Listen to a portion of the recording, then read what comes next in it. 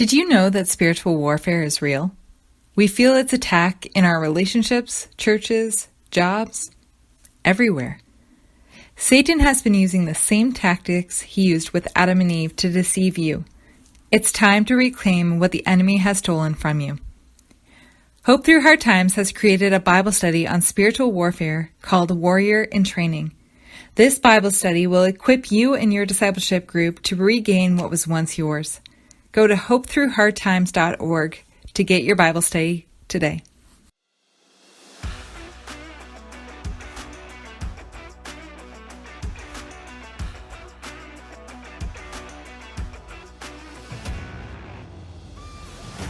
Hey, welcome back to the Inspire Hope podcast, where we're planting hope for kingdom growth. There's nothing more inspiring than God being at work in people's lives through their stories. I'm Rachel, and I'll be the host of this podcast today.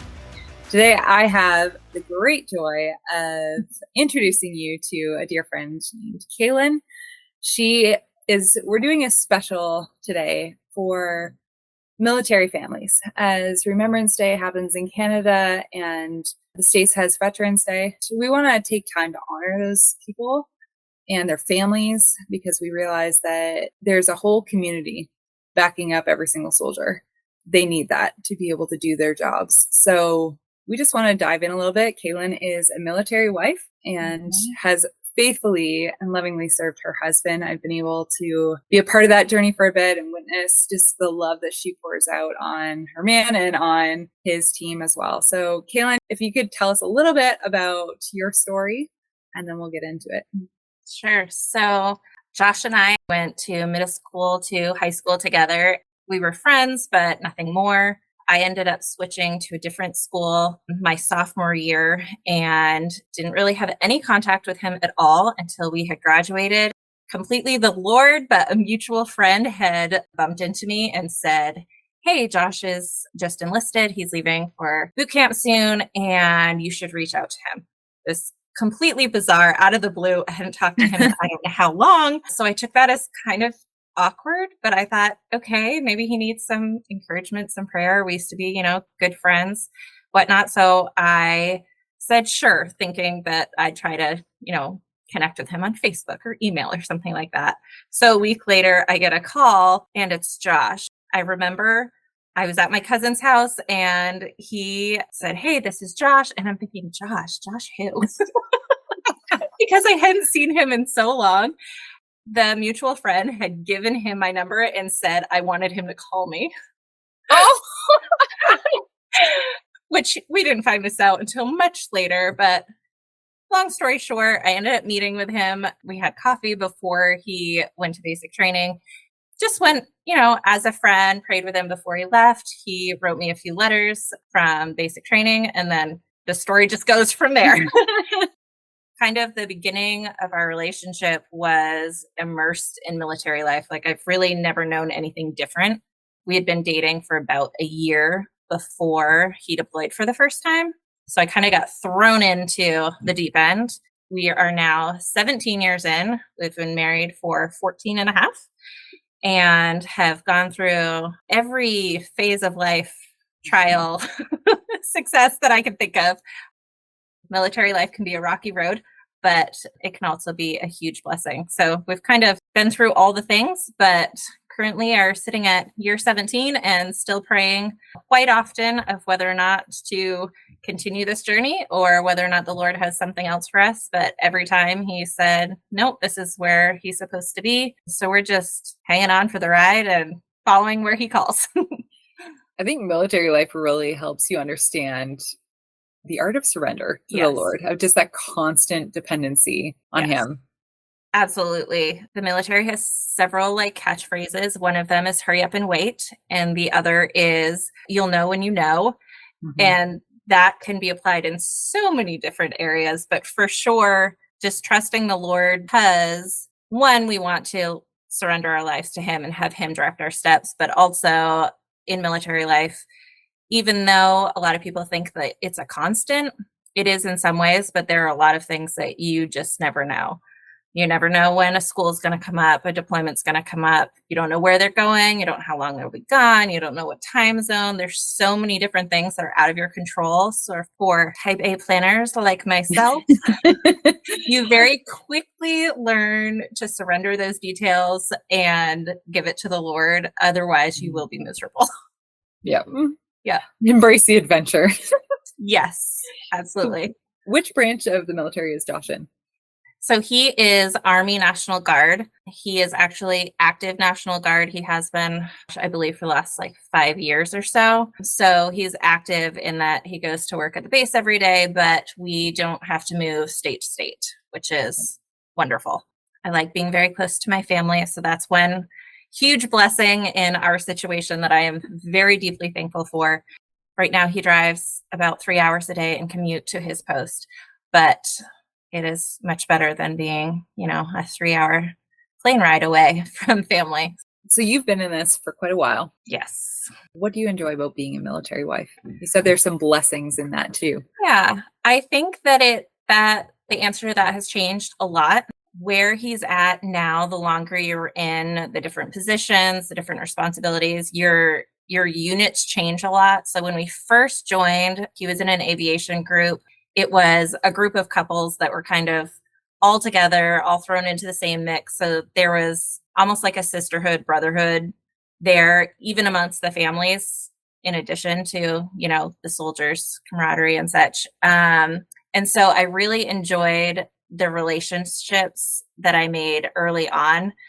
They come from all walks of life. So there's one other believer that I know of, but the majority of our circle are actually non-believers, which has been a really unique opportunity. Some of them started out having, they'd be respectful of things, but we didn't really have any common ground. Even though since then we've changed different units, we've still kept the same ties. And I'm really thankful for that I noticed, especially nowadays, there are a lot of people that struggle to maintain friendships with people that don't see eye to eye on every single topic. And I am really grateful for the relationships and the opportunity to still witness to them and have friends with them, but also having us both mutually be okay that we're not in the same phase of life and we might not share the same core beliefs, but there's respect and love there. And so I think we have gained their respect. So it definitely has opened a position, whether or not I really wanted to be in that position or not, it's opened the position to be able to be a witness and to kind of be a leader to some younger wives and some new people coming in. We can have open discussion about things because there are a lot of deep, hard conversations that come up with military life. So you can imagine being on polar opposite spectrums of faith is a huge one in itself. It's been difficult, but I'm very thankful for that position and to have those conversations with people that I probably wouldn't have otherwise, just because a lot of times we tend to stay, in our circle of friends that have same beliefs, same lifestyle. There are all kinds of different backgrounds when you're in the same military circle. So I would say for sure that's one of the ones that has stayed consistent over the years. I can't help but always correlate military and Christian walks hand in hand, because as a family of God, we're coming from all different backgrounds, nationalities. There's so much different experiences when we become believers in Jesus and into that family. But no matter the spectrums, we are a family. And so it creates that community of having to humble yourself, learn from others, and then see if there's things that you need to change, or you can invest in somebody else in what you're learning. Like those give and takes kind of thing is so clear, where it's not that you're forced into it, but you're kind of forced. Like, it's like, okay, I choose Jesus, which means I choose all of these people with Jesus. Right. The same thing. You're in the military. You don't choose the people that you're fighting alongside. Right. Absolutely. But you have a choice to do something with that, where you can invest and grow. Yeah, absolutely. And I can also see the correlation in that there are some of us who have been believers and been in the Word for years and years and have maybe a deeper grasp on certain concepts and, have been through that trial and have been refined by the fire and come out on the other side a little wiser and more appreciative.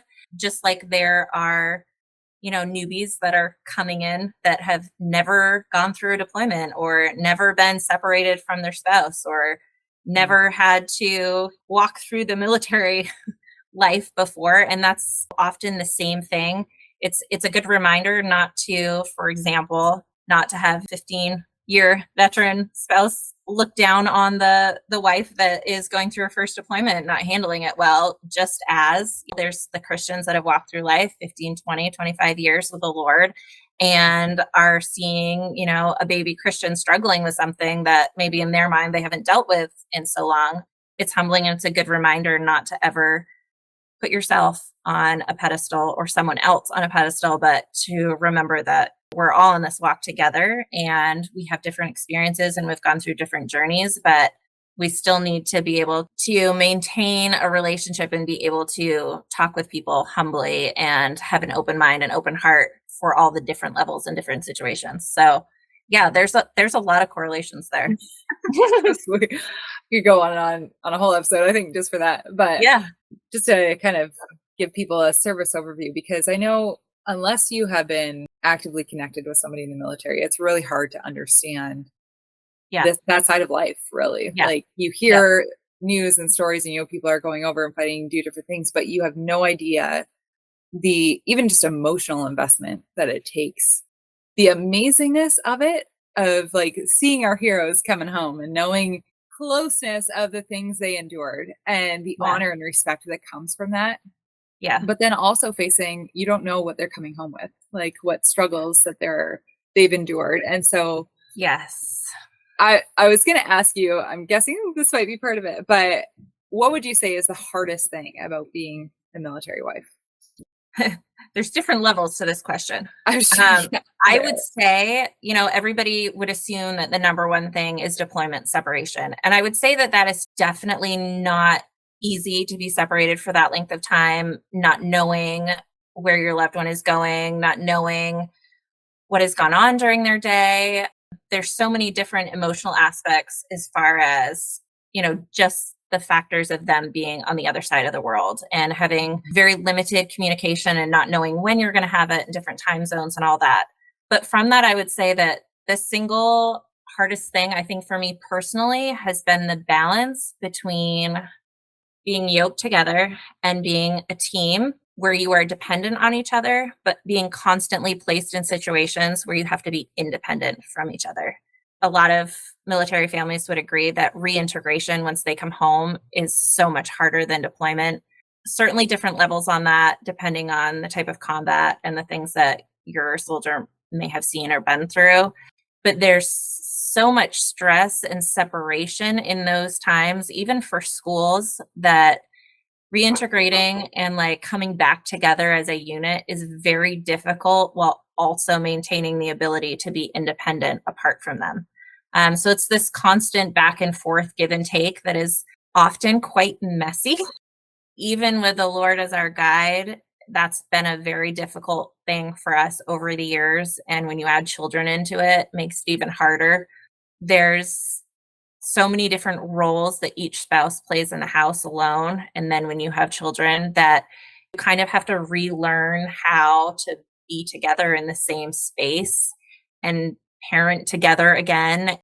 Did your spouse buy a new couch and change the furniture in the living room and you're coming home and it's different? Like so many little teeny things that most often people wouldn't think about and wouldn't consider can be really huge obstacles to overcome. So I would say that is definitely the hardest thing for me. We're still going through it. Thankfully, he has not been deployed in several years because of his position that he's in now, but he's constantly at schools. He's constantly at training or sending different units off. So he can be gone for 2 or 3 months at a time, which compared to year-long deployments isn't much on one perspective, but it's still the same kind of separation in the beginning and changing your schedule to be more normal to what you are in the moment. And then on the flip side, to have them come home and kind of have to remesh, but nothing goes back to the way it was before. You have to kind of find your new routine. That's a very difficult thing for me.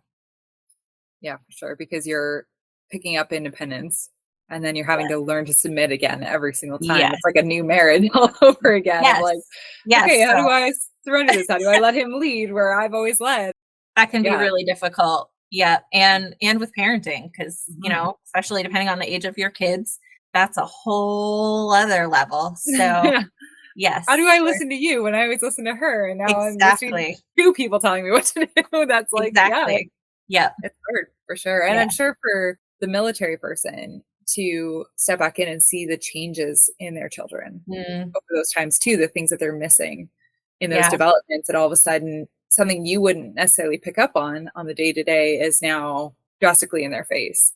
And it's hard for the kids to adjust to that too. A lot of the military kids that I have met, including my own, are, you know, so strong and resilient and have learned lessons as children that I feel like a lot of adults have not even been able to learn yet. But it's a difficult thing to have the emotional tug of having them home, and then you kind of have the adrenaline release that you've held for so long and all of that side of it, but then also just the regular everyday, well, I don't do it that way and mom hasn't done it that way for 6 months, so no.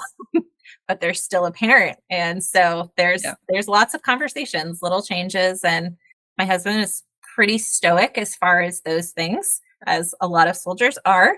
So he wouldn't necessarily share a lot of the emotional side of it unless I pry. But I know that that has been, you know, a hard thing for him to know that he's missed certain milestones, or the fact that it takes kids a long time to be comfortable again. So if they're not feeling well or scared in the middle of the night or something, they might not want the parent that has been away because they don't feel comforted by them right then. And it has nothing to do with their level of love or their relationship with them. It's just the fact that they also learn to be independent away from that parent. It's multifaceted, but there's definitely a lot to that reintegration and learning to be together all again. Yeah. It again, like kind of that Christian correlation in the fact that we're like that with the Lord. Like we'll have that close experience with him Yes. and our suffering and figuring those things out with him. And then we kind of release that and go into this time of peace. And then it's like, okay, I'm starting to get my bearings. Oh no, we're back into that. But like we want that intimacy, but we want that independence and that wrestling of, okay, Lord, how do I submit to you? But fighting our own selves in that too. It's interesting to hear kind of both sides. Yeah, one of the things that I would say that I have learned most as far as like my relationship with the Lord directly ties into like the independence of being separated is that on one hand, those moments can be an amazing opportunity and journey for you to just, you know, face dive into the Lord. I surrender all, like not on your bathroom floor, like, Jesus, I can't do this. I need Yeah. you. And being completely dependent on him to walk you through. It's funny to me because one of the things that they'll refer to families and spouses are dependents in the military. And it's always seemed so ironic to me that they call them dependents as if you're dependent on them, because you are Yeah. all of, you know, the normal ways you would be in a family unit and as a spouse and financially and all of the things. But as a military family, you have to learn to be independent of that soldier 99.9% of the time. And so I kind of look at it, any biblically based marriage is a 3-chord strand, a triangle. It's you, your spouse, and the Lord. For a long time, I'm like, okay, you and me, Lord. And when Josh comes back, it's you and me and him. But even in my walk with him, it is learning to be strong with him and also learning to be soft when my spouse returns, but still maintaining that dependency on the Lord and not shifting that back to your spouse. And that's another difficult area because obviously there's the role of the wife to be submissive and to be not equal to, but equal as, you know, you both give of both of yourselves in your relationship. When they're gone so long, to have the Lord kind of step into that role of being entirely dependent on him, and then having Josh come home or the spouse come home, it it also takes another level of awareness to still maintain that intimate relationship with the Lord. So I know that we've talked around the correlations between the military and Christian life and kind of that process that you've had to be on over the last number of years. Can you describe a specific time where you found the Lord clearly helped either Josh and you or you through a specific military situation? Goodness, there've been so many. So the funny thing is of all of the people I know, Josh is the first one to say, I don't belong in the military. He joined right out of high school and had prayed about it and felt the Lord told him to. And then he joined and he was like, what did I do? He, I think, had been in maybe 4 or 5 years before we switched units. He deployed twice fairly close together, once the year before we were married, and then again 3 years after. There were a couple of situations in that second deployment. One, we had struggled to get pregnant for several years. As soon as the deployment was coming up, I was like, okay, it's off the table. I am not going to be pregnant alone. And the Lord said, my ways are higher than yours, and my timing is perfect. And I put him on the plane while Ralphing off to the side. And 2 days after he left for a year-long deployment, I was finally brave enough to take a test and found out I was pregnant. And then there was the panic of, oh my gosh, I'm going to be pregnant alone and possibly deliver alone. First and only child. She was our miracle baby. That was a huge blessing, but also the hardest thing I've ever done by myself. I was extremely ill the entire time. So that layered on top of the stress of deployment was just very intense. And I can say 100%, I do not know how I would have gotten through that or even still been here had it not been for the Lord. I fought a lot of depression that year. I was extremely sick. He came home and had severe PTSD from that deployment. And that was probably the hardest journey that we had reintegrating, was the year after his deployment. God was gracious in allowing him to be home for delivery. My due date was November 27th. I was extremely late.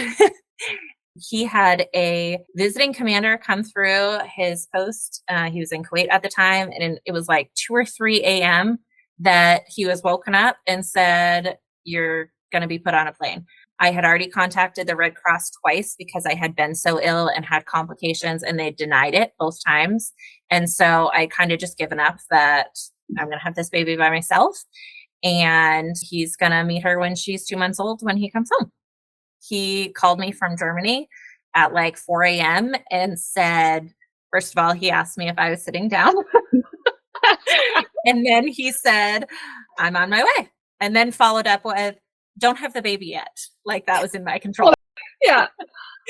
So he came home 8 days before she was born, which was entirely the Lord, because he had been denied Red Cross and his petition to come home multiple times, regardless of the situation.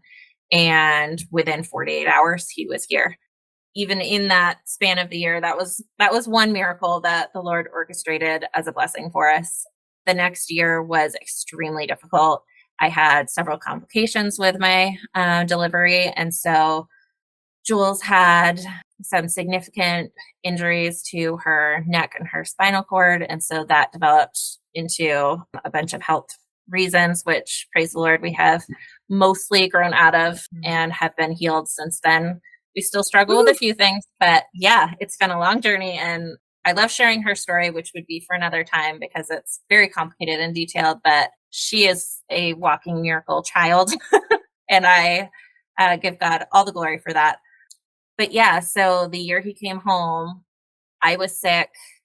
My daughter was sick, first time baby, and he came home expecting the wife that he left. And I was not that person anymore. And so that following year is probably the hardest year of my life and definitely of our marriage. And I won't lie, it's part of our story. We came very, very close to separating multiple times. even with the Lord, military life is hard. Marriage is hard. It used to be 50% divorce rate in the military. I think it's now closer to 70. There's a lot of trials and stress and things that are involved. I don't know how people do it without God. We certainly would not have made it without him. And there's a lot of moments of like, we have nothing left. It's just your faithfulness that we are relying on and walking towards. That's the reason why we're here today. Gosh, I could tell you 1,000 other stories, but I would say like his faithfulness, no matter what the situation is, no matter the details, he's always there. He's always present, and he's always good, even in things that we don't understand. I'm just grateful that I have his presence in my life, and I am thankful for the opportunity to share those things, even though, some of the details, which I won't necessarily get into today, but are, hard to share. But I think that's where you have the most impact, is when you're being real, because especially for non-believers, like they don't look towards Christians and want to see, oh, their lives are perfect, because they know that they're not. And so I think a lot of the really nitty-gritty hard stuff is what allows us to be a witness to other people, because it draws them in of how we endured so many circumstances that the normal person probably wouldn't have. Not that there's anything special about us, but that we had the Lord. It's so true. That's the whole point of hope, right? Like, because we have eternal hope, and in the chaos, we have that anchor to hold us to something greater that keeps us going. And that's the beauty of testimonies. We have to be vulnerable, because if we're not vulnerable, then people can't open up because they don't feel safe. But when we share, that's the power and the beauty that God uses in our stories to be able to give that safe space to someone. It's incredible how much words can affect people, even for the great. There are power in that, right? Like, just power in God's word. And as we're proclaiming him and giving him the glory, he's going to use that in somebody else's life. Even if they don't believe in him, there's that sense they feel of there's something different about you. Over time, that curiosity grows. Yeah. And it's opened the door to a lot of conversations, because, people always ask the deployment question. That's like, how many times have you been deployed? Where'd you go? How long was it? That's just, even when you're meeting new military people, that's like the how many medals do you have on your pins, Yeah, totally. Type of thing. And so, I've had a lot of conversations with other spouses just about Josh being able to come home, and Jules' birth and delivery in the next year and stuff, and things that we've been through that has piqued their curiosity, just like you said, and like, wow, how'd you guys get through it? And I mean, if that's the easiest answer that I've ever given, is only the Lord. Only the Lord could have brought us through all of those things.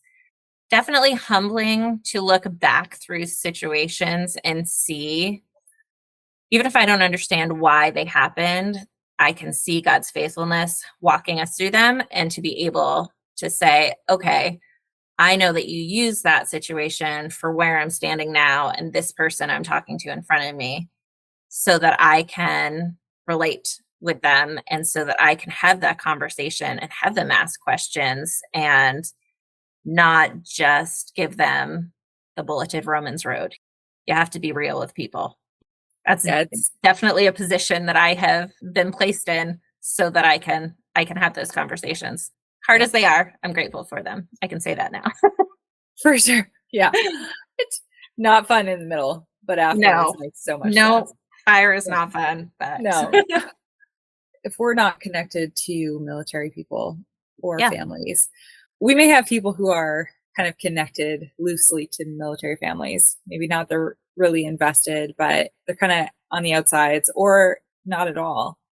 Yeah. What are some ways that the outside community can support and encourage military families, especially around times where there is a memorial that reminds us of them, or when we hear of deployments or trainings that they're going through, just kind of those adjustment periods? Honestly, the first thing that comes to mind is actually not the families that are currently in right now, but there are so many retired older veterans. Definitely in my area, we kind of are, it's smaller from Maine, but we have, an Air Force and an Army side and a lot of military presence in my direct area, but there are a lot of veterans that are older, often have lost their spouse. Once you're part of that lifestyle, you always are. And so many times I go out, whether or not we're, going to the grocery store or going to breakfast or something, and I see these older vets and they're all wearing their caps and have their walking sticks and have their vests, and they're so proud of their service, as they should be. Yeah. And I feel like they're the forgotten ones. And it honestly shatters my heart. A very simple thing that you can do, my daughter and I have done it in the past and are planning to this year, is we write letters and we draw pictures and we take them to the local VA homes. Most often you can't necessarily go in and converse with them, but it's such a simple thing. And I mean, even if you don't have kids, just buying a stack of cards and writing an encouragement letter, a scripture verse, send a picture of your dog, like such little things makes a monumentous impact. The last time we did a large project, I had asked local schools for their 5th and 6th graders that I can't remember what they were going through in their curriculum, but it tied in and they all wrote letters to the veterans. And so Jules and I collected them and we took them in. Because of COVID rules at the time, we couldn't actually go in and deliver them. But the lady wrote us back and said that so many of the veterans cried reading the letters because they were so happy just to be remembered and thought of. And I thought, my gosh, to be put in a position where you have spent your entire life serving the public, serving the community, defending your country, and then because you're no longer walking in it day to day, someone forgets your name, your service, your life, and that is not okay. And that's just, for me personally, I take that to heart incredibly deep because how awful does it feel to feel overlooked? Many of them maybe have not been in a position where somebody has loved on them like Jesus would or had the gospel shared with them. I know a lot of soldiers overseas are being written and tracts are being sent and things like that, which is a ministry of itself and is important. But that's one area where I feel like is overlooked a lot. I hope that through the example that I'm trying to show my daughter, that maybe the next generation that doesn't happen, that they're reached out to and told, you have value, even though you're not donning a uniform every day. And that's the thing, right? We can get kind of that higher respect and mentality of those that are serving currently. Yeah. But then when it's done, it's like you said, being in the military, there's this form of community that you're a part of. And whether people live a different lifestyle or not, you're still understood. There's still this camaraderie and special attention that you can get with one another, and that comfort in a sense that, hey, I'm doing this alongside you. I get it. Then to be removed from that, all of a sudden that isolation hits. And we're seeing more and more in our culture of independence that's dangerous. Like that's where suicide and depression really comes in. So to reach out to somebody who has lost that family network, that community, is huge to say, hey, I still appreciate what you do and what you have done and the value that you have brought to this community and to my freedom and safety. So I love that idea of just how, it's like when a soldier's deployed, we send care packages, we put in things that they love and, try to remind them of home. Exactly. Why not do that here for them? Yeah. And there's certainly there's a need for that. And there's a lot of soldiers that, I never really thought of before being in the position ourselves. But when we were doing letters and care packages to our units overseas, and there were some members that didn't have families that were automatically doing that. So there's definitely a need for those things. But I think also it's soldiers that have returned home and medicaled out, or there's so many people suffering from PTSD. And there's so many layers and facets to that whole conversation. But I think because there are so many networks focused on the people that are in and serving or in and deployed, even if you're still in, but maybe you're a weekend warrior, and you serve one weekend a month and do your training per year. But outside of that, they're in their regular life.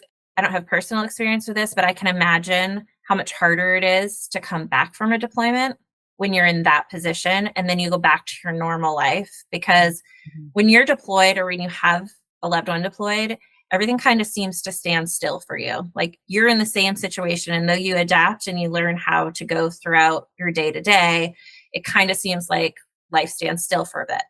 But everybody around you is moving on, and everybody around you is still moving forward.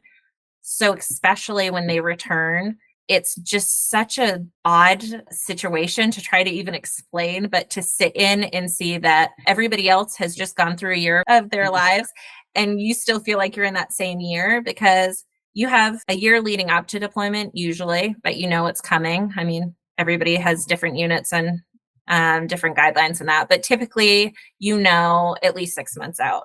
So you start preparing then and have the emotional roller coaster then. Then you have the actual deployment that for Army is most often a year. So for us, the last one is 13 months because he ended up having some training before and after, and then 9 months in country. So altogether it was 13 months. So you have that. And then on the flip side, when they come home, you have at least a year of reintegration. Typically more, it's like 2 years. For active duty, that is basically the time they get in between deployments. So you've just recovered from the deployment that you got home from when you have orders that you're about to go again, and you start the cycle over and over. For all of the families that might not be in those immediate communities and have those different support groups across the branches, there are several. And if you choose to be plugged in, you can have some great camaraderie. We have what we call the battle buddies. So we connected with one person, and that was kind of like, you know, your step-in spouse, if you will. I still have my battle buddy, which I contact all the time, and we've remained close, but you have somebody.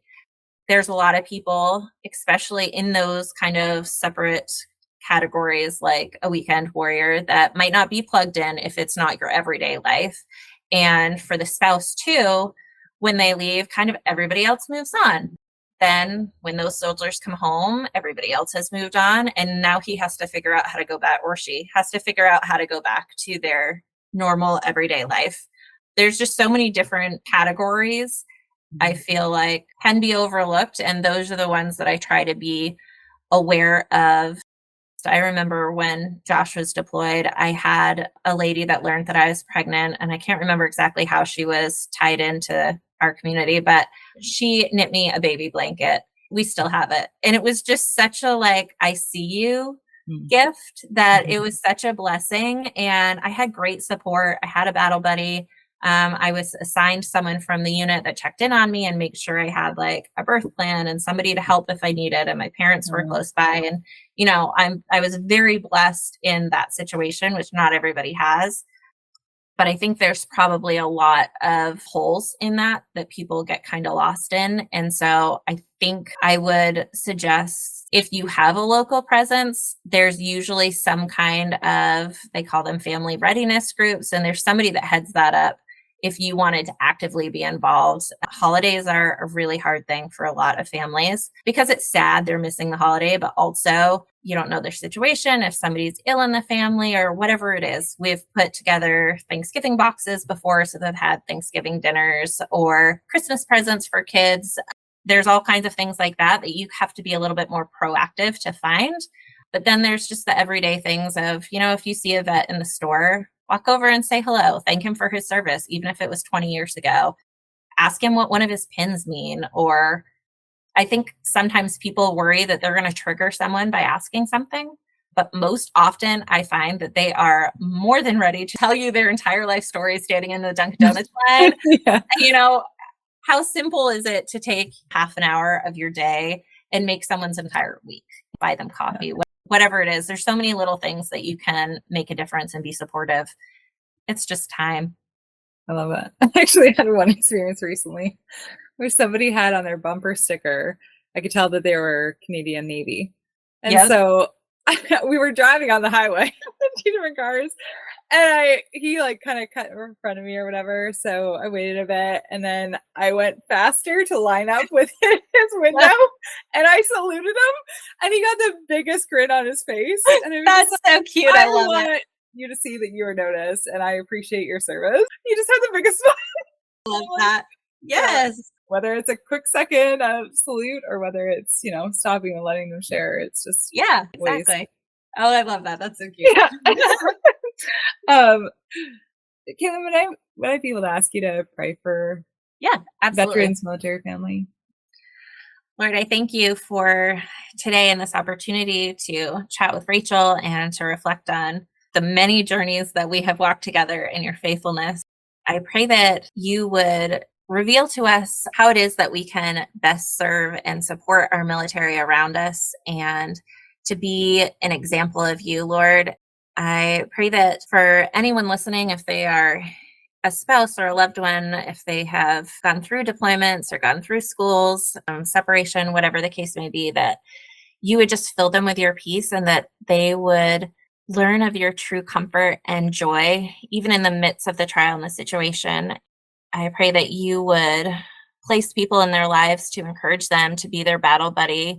And if not, I pray that they would reach out to have you be their battle buddy, which is the most important.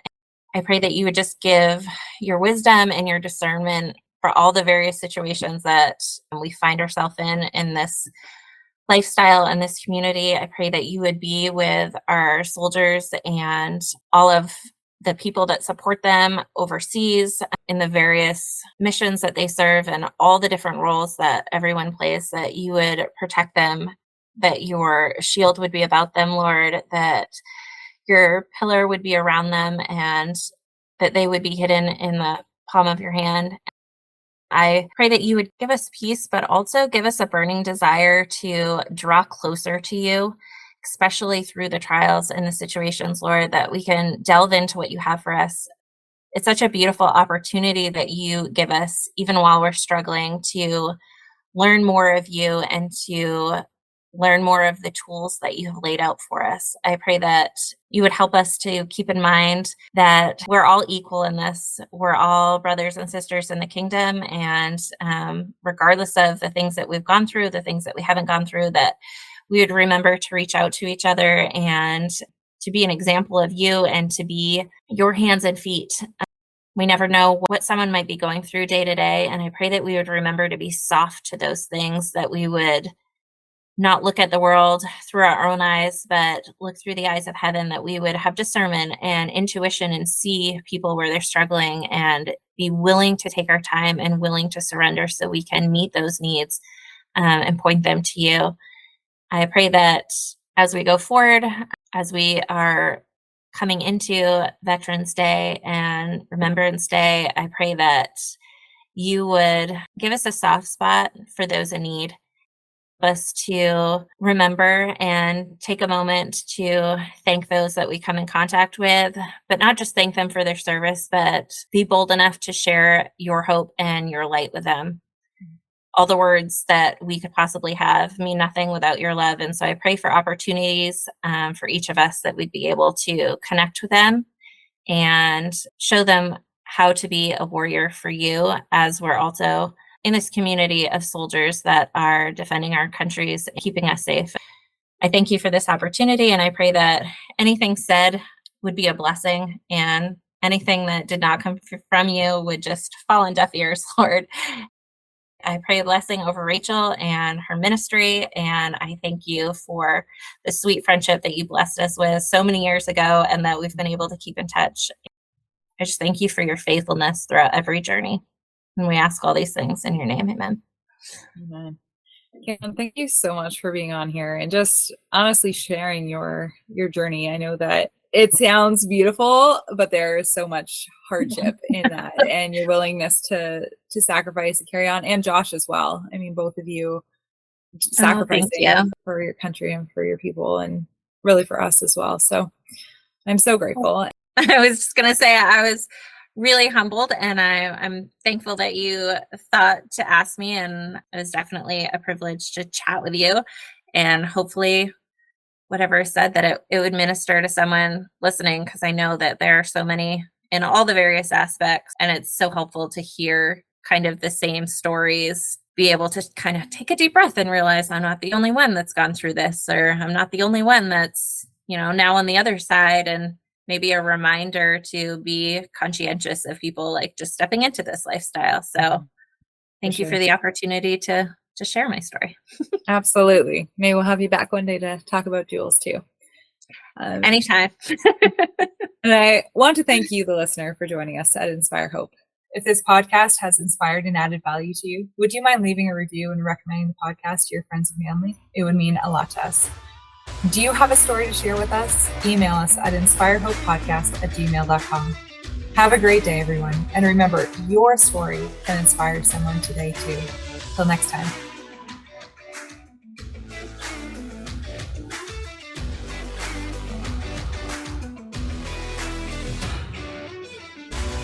Did you know that spiritual warfare is real?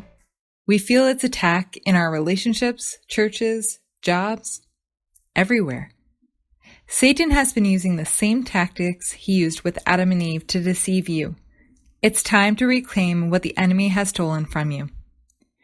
Hope Through Hard Times has created a Bible study on spiritual warfare called Warrior in Training. This Bible study will equip you and your discipleship group to regain what was once yours. Go to hopethroughhardtimes.org to get your Bible study today.